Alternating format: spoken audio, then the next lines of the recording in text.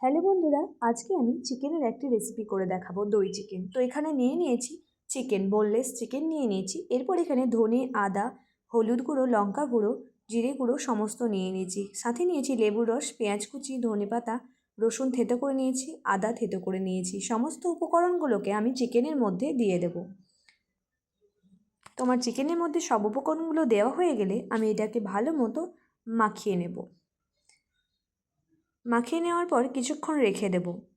তো আমি কড়াইয়ে তেল বসিয়ে দিয়েছি। তেলটা গরম হয়ে এলে আমি এখানে পেঁয়াজগুলো ভেজে নেব বেরেস্তার মতো করে।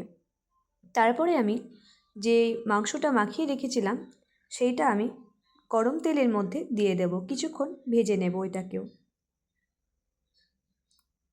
চিকেনটাকে আমি ভালো মতো একটু ভেজে নেব যেন কাঁচা কাঁচা গন্ধটা না আসে। তারপর আমি এখানে টক দই একটু ফাটিয়ে নেব, সাথে একটু লবণ, একটু অল্প চিনি দিয়ে একটু ভালো মতো টক দই ফেটিয়ে নেব। আর এখানে আমি একটি বাটিতে তেল গরম করতে দিয়েছি। এর মধ্যে দিয়ে দেব হলুদের গুঁড়ো আর লঙ্কার গুঁড়ো। সবগুলোকে একটু গরম করে নিয়ে আমি চিকেনের মধ্যে এগুলো সব উপকরণগুলো দিয়ে দেব। এখানে আমি দই দিয়ে দিলাম একটু অল্প পরিমাণে গোলমরিচের গুঁড়ো। কালারটা ভালো আসার জন্য আমি এটা করলাম। তো এটাকে ভালো মতো মাখিয়ে সব উপকরণগুলোকে আমি চিকেনের মধ্যে দিয়ে দেব। ওপর থেকে আমি দিয়ে দেব ধনেপাতা কুচি, আর পেঁয়াজ ভেজে রেখেছিলাম সেটা দিয়ে দেব।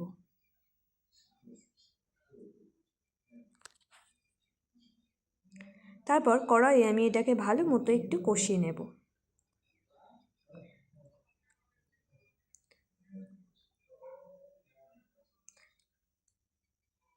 এভাবে তেল ছেড়ে এলে